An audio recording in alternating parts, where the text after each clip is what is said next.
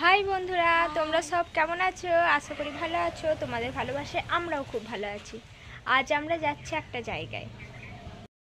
কোথায় যাচ্ছি সেটা দেখতে হলে পুরো ব্লগটা দেখতে হবে।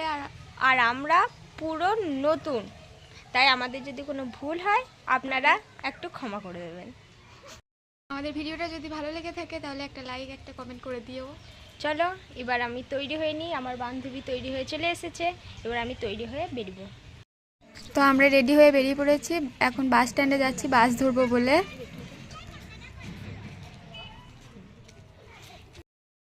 আমরা বাস স্ট্যান্ডে পৌঁছে গেছি। আমাদের বাস স্ট্যান্ডটা তোমাদেরকে একটু দেখাই।